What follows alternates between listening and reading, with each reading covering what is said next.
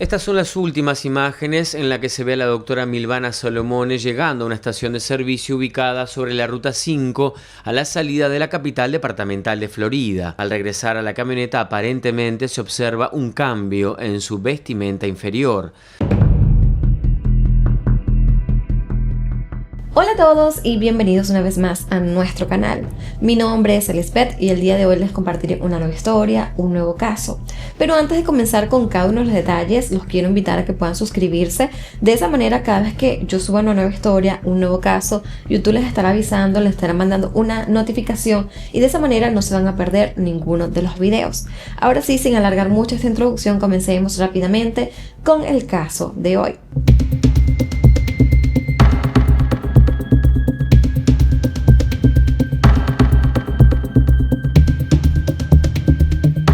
El domingo 17 de mayo de 2015, la ginecóloga Milvana Salomone regresaba de la localidad de Florida, Uruguay, a la capital del país, Montevideo, después de visitar a su madre, quien estaba muy enferma. Mientras iba de camino, se comunicó con sus familiares y les informó que iría a visitar a una paciente y que después regresaría a su casa, que estaba ubicada en el barrio Parque Beetle, donde la esperaba su esposo, Germán Álvarez, y su hijo de 13 años. Sin embargo, a medida que pasaban los minutos, la familia comenzó a inquietarse, porque la doctora Milvana no regresaba. Al cabo de un rato intentaron comunicarse con ella, pero no obtuvieron respuesta, y la situación se tornó aún más preocupante, cuando alrededor de las 8 de la noche, su teléfono dejó de recibir llamadas. Poco después, el esposo de Milvana decidió interponer una denuncia por desaparición ante la policía local, quienes rápidamente iniciaron una búsqueda masiva de la mujer. Al día siguiente, el auto de la doctora apareció incendiado en Sayago, un barrio ubicado a unos 20 minutos de la distancia desde la casa de la doctora, pero dentro de este vehículo no habían rastros de ella. Milvana era una doctora muy reconocida en su ciudad, por lo que su desaparición abarcó las primeras páginas de las noticias nacionales, lo cual también ayudó muchísimo en la difusión del caso. A medida que pasaban los días, la policía decidió usar todos los recursos que tenían a su disposición, incluyendo la ayuda de videntes, quienes indicaron la posible presencia de un cuerpo en un cerro de la localidad. Los equipos de búsqueda empezaron a revisar la zona, incluso con perros rastreadores, pero lamentablemente no encontraron nada. Ya para el 25 de mayo aún no había noticias de Milvana, pero ese día la policía decidió divulgar un video que obtuvieron de una cámara de seguridad que estaba ubicada en la carretera, donde se podía ver a Milvana en una gasolinera recargando su combustible. Según la investigación, en esa gasolinera Milvana cargó 1,000 pesos uruguayos de gasolina. Allí también compró alimentos y bebidas y volvió a subirse a su auto. Pero la policía pudo notar que justo cuando Milvana estaba saliendo con su auto, otro vehículo que estaba más adelante hace un cambio de luces cuando el auto de Milvana le pasa por al lado y luego conduce aparentemente hacia la misma dirección. La policía pidió ayuda a la ciudadanía para que brindara cualquier tipo de información con respecto a este hecho para identificar el vehículo que se ve en este video. La primera hipótesis que las autoridades manejaron después de tener esta evidencia es que Milvana pudo haber sido raptada para robarle y que el robo había salido mal, así que terminó siendo asesinada. También se pensó inicialmente en un secuestro, pero para entonces ya habían pasado alrededor de una semana y nadie se había comunicado con su familia para pedir algún tipo de rescate, así que esa hipótesis había sido también descartada. Sin embargo, el caso dio un giro el 30 de mayo, cuando un vecino de la familia corrió a la casa para avisarle a Germán, es decir, al esposo de Milvana, que había recibido una llamada en la que le indicaban que él debía ir a retirar un sobre. Allí Germán acudió a la calle que le estaban especificando para buscar este sobre, pero al llegar no encontró nada, lo cual fue muy decepcionante. Tristemente, ese mismo día falleció la madre de Milvana, a quien ella había ido a visitar a Florida el día que desapareció. Luego, 5 días después, el 4 de junio, Germán recibió nuevamente otra llamada de un celular desconocido, en la que le dieron indicaciones específicas para que acudiera a una casa ubicada en el barrio Joaquín Artigas de la ciudad de Canelones, a casi 1 hora de distancia de Montevideo. Él debía retirar un sobre con 3 cartas en un buzón. Germán evidentemente acudió a este lugar y esta vez sí encontró estos sobres. En las cartas, Milvana le dio una serie de indicaciones a su familia y les aseguraba que se encontraba bien. Posteriormente se hicieron varios análisis y también se determinó que estas cartas sí habían sido escritas por la doctora Milvana. Ya para el 5 de junio, la policía dio a conocer que habían obtenido más imágenes de cámaras de seguridad y ahora estaban en la búsqueda de un auto Ford Escort de color oscuro que había seguido a la doctora. Y esto lo habían hecho por varias calles y que fue visto cerca del lugar donde apareció su auto incendiado. Ya siendo el 6 de junio de 2015, la doctora Milvana estaba cumpliendo sus 48 años de edad y por ende se realizó una manifestación en algunos puntos de la ciudad para exigir su pronta liberación. Estas manifestaciones públicas se realizaron durante los siguientes días e incluso se hicieron varias campañas en línea tituladas Buscando a Milvana a través de redes sociales. Mientras todo esto sucedía en público, en privado la familia de Milvana seguía recibiendo varias llamadas con instrucciones por parte de los secuestradores y de hecho se comunicaban con ellos por medio de los avisos clasificados de un periódico. En una de las publicaciones le hicieron saber a los secuestradores que ya tenían el dinero completo del rescate, que eran unos $300,000. El 12 de junio, Germán recibió una nueva llamada en la que le indicaban dónde él tenía que dejar este dinero y darlo en efectivo. Los secuestradores lo hicieron conducir a 3 lugares distintos, hasta que finalmente recogió un celular y esperó la llamada donde le dijeron que debía dejar el dinero en el Molino de Pérez, en el barrio Punta Gorda. Un rato después, 2 sujetos en una moto pasaron por el lugar recogiendo el dinero. En este punto había demasiada tensión, ya que los secuestradores no se comunicaron con la familia sino 4 días después, cuando los llamaron para informarles que pronto tendrían noticias de Milvana. No obstante, seguía estando la intriga de si ella realmente seguía con vida o si al menos estaba sana. Por otra parte, la madrugada del 16 de junio, una mujer tocó la puerta de una familia en el municipio de Progreso, ubicado en Canelones, y allí pidió hacer una llamada. Se trataba de la doctora Milvana Salomone, la cual había sido liberada unos minutos antes por sus secuestradores.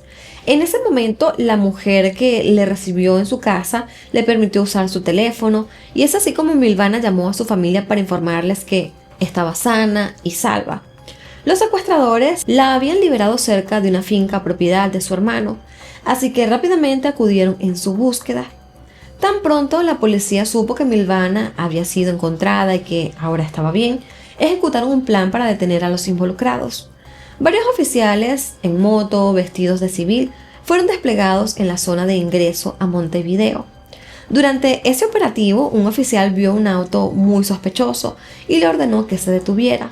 Pero antes de que pudiera conversar con las personas que estaban dentro, desde el auto comenzaron a disparar y es allí donde se inició un enfrentamiento, pero poco después los delincuentes huyeron a pie.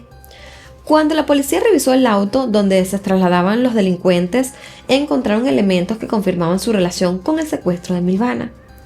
Aunque los sujetos huyeron inmediatamente de este lugar, no pasó demasiado tiempo para que la policía los localizara y finalmente los arrestaran. La realidad es que mientras Milvana aún estaba en cautiverio, la policía estaba haciendo una investigación exhaustiva con más de 60 funcionarios trabajando en el caso durante casi un mes. Y gracias a esto ya sabían quiénes eran los sujetos involucrados e incluso sabían dónde vivía cada uno.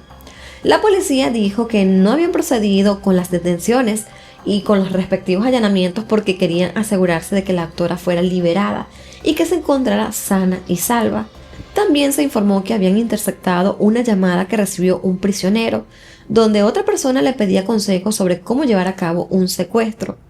En esa llamada, la policía notó coincidencias con el caso de Milvana y comenzó a seguir esta pista, lo que finalmente los llevó con los secuestradores.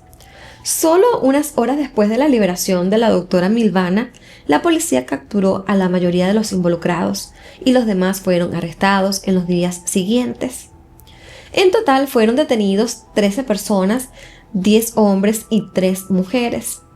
Según la investigación, el 17 de mayo de 2015, alrededor de las 6:50 de la tarde, la doctora Milvana Salomone estaba llegando efectivamente a su casa ubicada en Parkville, sin saber que unos sujetos en un auto la estaban siguiendo desde varias cuadras atrás, con la única intención de secuestrarla. Justo antes de ingresar a su casa, Milvana fue abordada por estos sujetos encapuchados, quienes la sentaron y amarraron en la parte de atrás de su propio auto. Milvana relató que mientras intentaban huir con ella, el secuestrador que pretendía manejar su auto no podía arrancarlo y tuvo que pedirle indicaciones a ella para poder hacerlo, para poder manejar su vehículo. Los secuestradores la llevaron a un lugar que Milvana describió como silencioso. Allí le vendaron los ojos, la bajaron de la camioneta y la hicieron caminar hasta una construcción precaria que tenía como olor a cemento. Esta construcción en realidad era una casa ubicada en el barrio de Peñarol de la ciudad de Montevideo. La dejaron sentada en una reposadera durante unos minutos y luego la tiraron a un pozo de 1.70 metros de profundidad desde donde salía agua y allí estuvo los siguientes 30 días. Sus captores le hicieron sacar el agua del pozo con un balde diariamente y en ese mismo balde los secuestradores le hacían llegar comida, agua y otros elementos personales y de higiene como jabón, crema de manos, shampoo y desodorante. E incluso le enviaban agua tibia para que ella pudiera bañarse. Además le proporcionaron una pijama, revistas, libros y desde el pozo ella podía escuchar el sonido de una radio, de un televisor y siempre estaba alguno de los dos encendidos. Milvana dormía sobre un colchón sucio que estaba sobre una cama construida con bloques y que de alguna forma le instalaron bombillos para que no estuviera completamente a oscuras. Milvana recuerda que la primera noche de su cautiverio la pasó con el estómago vacío, pero la mañana siguiente estas personas le dieron una taza de café y durante el resto de los días la doctora tuvo al menos un plato de comida diario y según sus propias palabras era gustosa, o sea que no era que la estaban maltratando de esa manera por lo menos. Milvana nunca pudo ver la cara de sus secuestradores porque siempre le exigían que se vendara los ojos cuando ellos se asomaban al pozo. Ya el 15 de junio de 2015, los secuestradores la sacaron del pozo y la dejaron en un lugar con los ojos tapados y con unos audífonos pegados con cinta adhesiva y con música alta. Luego, en la madrugada del 16 de junio, la subieron al maletero de un auto Chevrolet Corsa de color gris que había sido alquilado por uno de los secuestradores. Este auto también fue clave para la investigación policial, ya que uno de los secuestradores usó su identificación real para poder alquilar este vehículo, que fue el 2 de junio de 2015. Además de que fue avistado por varios de los oficiales que habían estado vigilando las zonas donde enviaban al esposo de Milvana en el proceso del pago del rescate. El auto estaba abordado por 2 hombres, quienes dieron varias vueltas por la ciudad hasta que decidieron dejarla vendada en una cuneta. Le ordenaron contar hasta 500 antes de quitarse la venda y se fueron del lugar. Milvana obedeció y después de varios minutos se sacó las vendas de los ojos y corrió hacia una casa vecina que vio con la luz encendida, que fue desde donde ella llamó a su familia.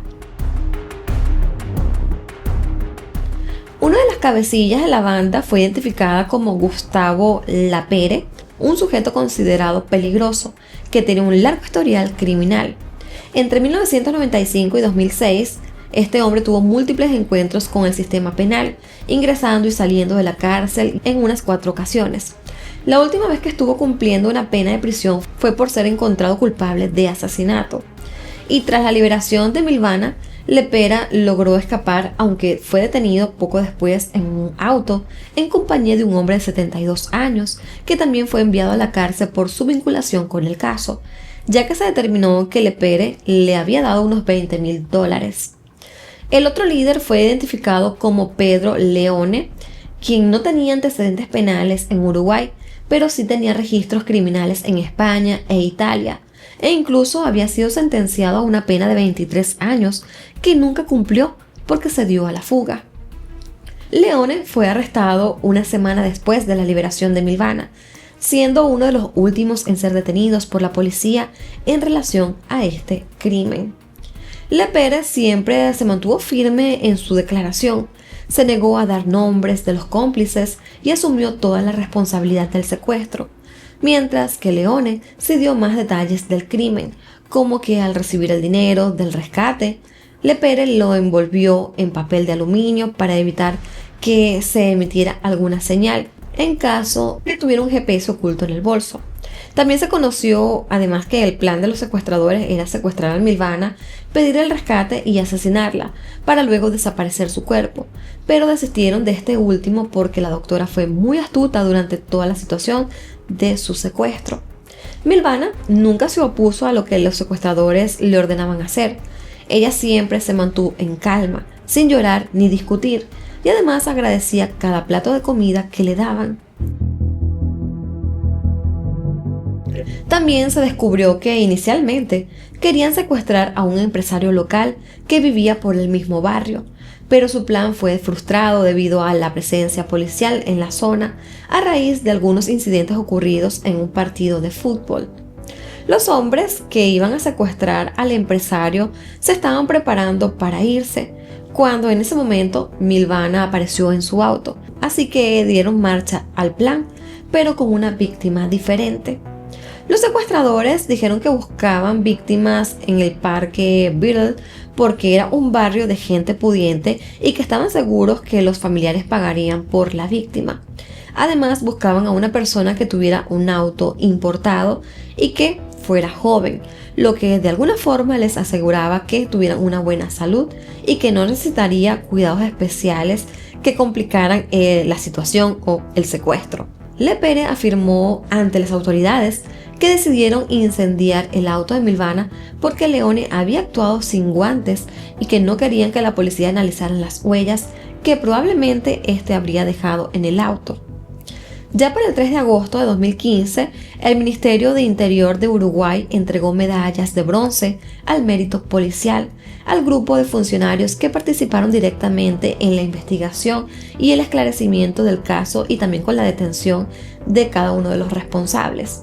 No obstante, de las 13 personas detenidas, solo 5 fueron procesados por el secuestro de la doctora Milvana, mientras que a los demás no se les encontró pruebas suficientes para poder acusarlos. Públicamente solo se conocen los nombres de Pedro Leone Echard y Gustavo Lepere, porque eran los cabecillas del grupo y porque tenían un extenso historial criminal. Respecto a sus papeles en el crimen, Lepere fue el que se encargó de coordinar el pago del rescate y de hablar con la familia, mientras que Leone se encargó de darle a Milvana todo lo que era necesario e incluso de hacerle comida. Además, según la policía, Lepere fue quien ideó el secuestro y quien propuso la construcción del pozo para mantener a sus víctimas en una especie de cautiverio.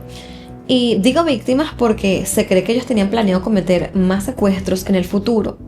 Los 5 implicados recibieron apenas de entre 8 y 10 años de prisión y fueron llevados a la unidad número 4, que es Santiago Vázquez, antiguamente conocida como CONCAR. En junio de 2023, 8 años después de los hechos, las autoridades italianas solicitaron la extradición de Pedro Leone para que éste pudiera enfrentar ahora un proceso penal por el asesinato de una mujer que ocurrió en la década de los 90.